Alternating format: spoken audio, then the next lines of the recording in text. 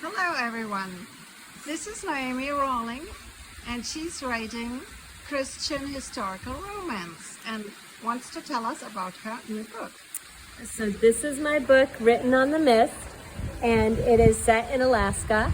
And I really enjoy history and writing a lot of history into my novels. Even though they're all love stories, I like the history part too. So this is about the history of Alaska, and it's about a family of Russians who they stay in Sitka after Alaska gets purchased by America. And so almost all Russians and all of like the Native American Russian mixed race children, they went to Russia and they completely left. But this family of Russians stayed, and they're trying to navigate what's going on in America now that the Americans own Alaska, and they come in and they're just very kind of aggressive in their approach and everything. They do not treat the Native Americans well. They're very racist in how they kind of handle the Native Americans. So this family with the shipping company is kind of stuck in the middle. They have a couple younger half-siblings that are part Aleut, which is one of the indigenous tribes up there, and part Russian. And so they're trying to just kind of lobby for peace and normalcy at the same time that a lot of changes are taking place. And so it was really fun to put it together. The series also features my heroine is a female lawyer. Yes, female lawyers. Wow. Yes, female lawyers did exist in the late 1800s. Yes, in That fact, is amazing. the first female lawyer to argue a case in front of the U.S. Supreme Court was in the late 1800s. Was like 1881, I think. And it was interesting because before she got to argue the case, was maybe a decade before then, she was part of a case that went to the Supreme Court on whether or not a woman could argue a case in front of the Supreme Court. And she then, won that case? well, her male lawyers won the case for her, and then a few years later she ended up getting to argue the case. So that is a true story? That is a true story, yes. I don't have the name of the woman in the top of my head, but yes, that is a true story. So you always use like true stories for your books as a part or as the basis of your book? That tends to be how it works, not necessarily intentionally, but it's where I get my inspiration from. And so it tends to not be the inspiration for like one book, but a lot of times I'll use real life inspiration for an entire series. So one of my earlier series, the Eagle Harbor series, is set on Lake Superior in the late 1800s, and that is based on I have like a series anchor, so a character who appears in all the books, and you get this individual. It's usually a guy, his point of view in all the books. And so that one I based on Joshua James, who was called the father of the U.S. Life-Saving Service, which is today's Coast Guard. So Joshua James actually, his mother and baby sister died in a shipwreck coming into Boston Harbor, and the ship wrecked on the rocks, and he witnessed it from the shore because it wasn't that far out, but they were not able to be saved even though it was close to shore.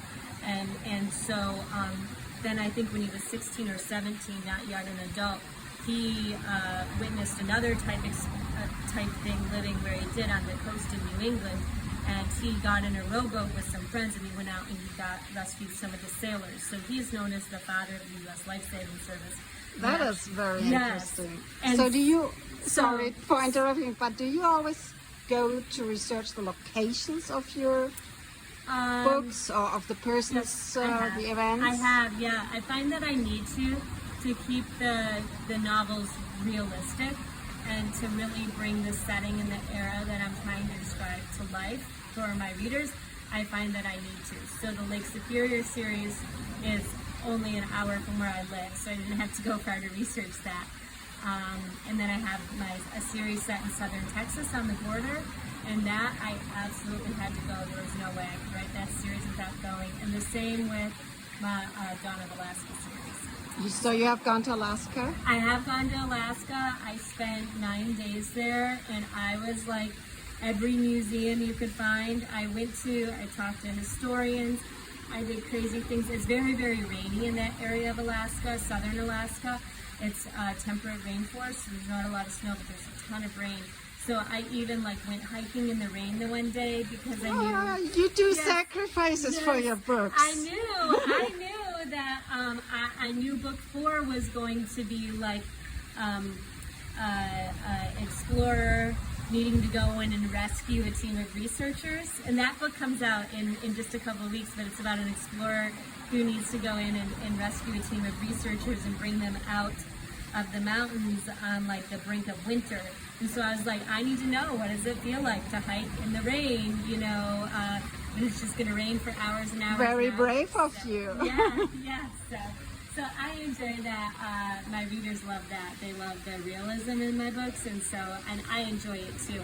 I endeavor to make my stories, my characters, and the setting kind of come to life. And I like it when my readers feel like they learned something at the end of my book. Like, oh, I never knew women could be lawyers. I like that. Oh, I didn't realize that there was so much friction when the Americans took over Alaska, which there really was for the people who stayed. I got a female lawyer, and she gets to do some kind of cool things to help. And can you show us the cover again, please? Oh, the cover? All right. Yes, just for everyone to remember. Yeah, so this is the beginning of the series. It's written on the mist. So this one has a female lawyer. The next book has a ship captain. The book after that has a female doctor in it. So, the lawyer and the doctor really are twins. Yeah, I'm going for it, right? Yes, wonderful. Yeah, so, and this is all the same family. So I have a family, they're called the Amos family. And so it's 8 siblings total, 6 that are adults. And those 6 siblings each have their own thing that they're doing, and they get their own stories. So, and then throughout the 6 books, there's this underlying conflict of how they can make the government in Alaska better, have the United States government understand more of what Alaska needs, and make things smoother for the Native Americans in there.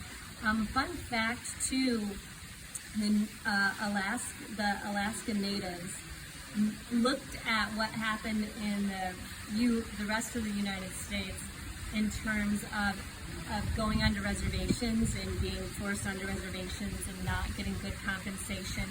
And they refused to sign any treaties to go on reservations. Oh, that was very wise of them. They never signed any treaties.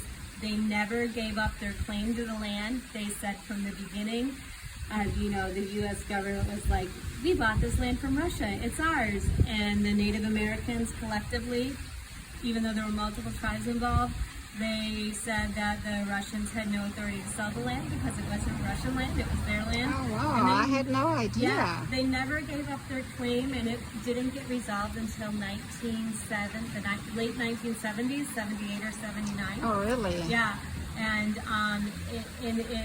the distribution of land in Alaska looks a lot different. There still aren't reservations, but there are large tracts of land that belong to, I think it's called Sea Alaska, which is essentially it's land that's under Native American control. So I learned something. Yeah, I did too. Who would have guessed, right? So this series, if you like history, Dawn of Alaska is my most historically rich series. The other series are based on some historical things, and then we put the small town trappings and the love story, and the fact that the general store owner remembers everything you did when you were 5 years old and maybe still hasn't forgiven you for it. Those kinds of things are in some of my other books. But so I can see that you really love talking about your books. I do. You put so much heart into them. I spend long enough writing them, so I should love talking about them, right? So I enjoy it. Okay, so thank you very much, Naomi. You're welcome. Thank you for having me.